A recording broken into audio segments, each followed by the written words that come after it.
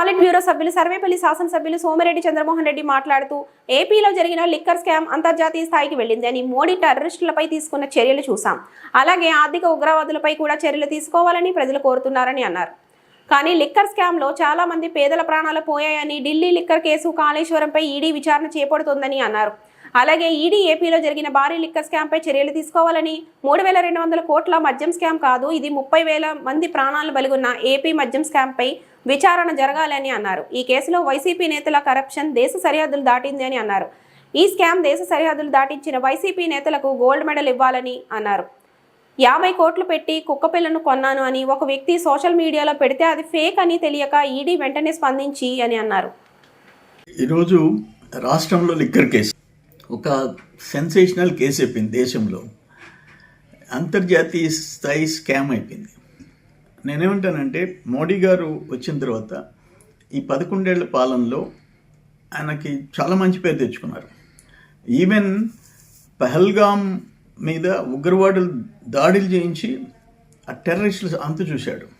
ఇక్కడ నేనేమంటానంటే అదేవిధంగా ఎకనామిక్ టెర్రరిస్టుల సంగతి కూడా చూడాల్సిన అవసరం ఉంది. ఇక్కడ for example Delhi liquor case 150 కోట్లు, ఇప్పుడు కాళేశ్వరం మీద కూడా ఈడీ విచారణ మొదలుపెట్టింది. ఢిల్లీ లిక్కర్ కేసు మీద ఈడీ విచారణ మొదలుపెట్టింది.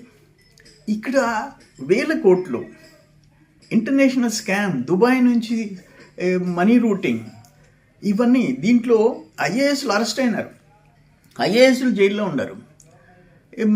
ఒక కీలక వ్యక్తి అంటే మీరు అర్థం చేసుకోవచ్చు, రాష్ట్రంలో ఆయన ప్రమేయంతో 3,200 కోట్లు ఇప్పటికి లెక్క తేలింది. ఇటువంటి కేసులో ఈడీ విచారణ చేపట్టాలా? నేను ఒక మాట చూసా మీడియాలో, ఒక వ్యక్తి ఆయన సోషల్ మీడియాలో నేను 50 కోట్లు పెట్టి కుక్క కొన్నాను అని చెప్పాడు.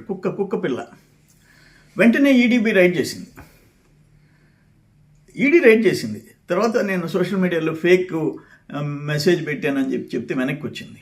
5 కోట్లు 10 కోట్లకు కూడా ఈడీ రైడ్ చేసేసి సీరియస్గా యాక్షన్ తీసుకుంటుంది. నేనేమంటానంటే ఇక్కడ కూటమి ప్రభుత్వానికి, మోడీ గారికి నా విజ్ఞప్తి ఏంటంటే, బరి తెగించిన స్కామ్ ఇది. మనుషుల ప్రాణాలు తీసిన స్కామ్.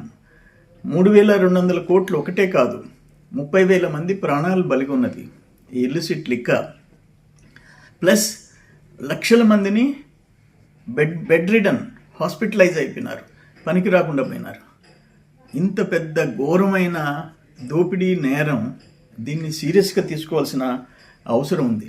అక్కడ టెర్రరిస్టులని ఎట్టా అంతం చేశారో, ఇటు ఎకనామిక్ టెర్రరిస్టులు కూడా మోడీ గారు సీరియస్గా తీసుకొని అంతు చూడాల్సిన అవసరం ఎంతైనా ఉంది. ఏదేమైనా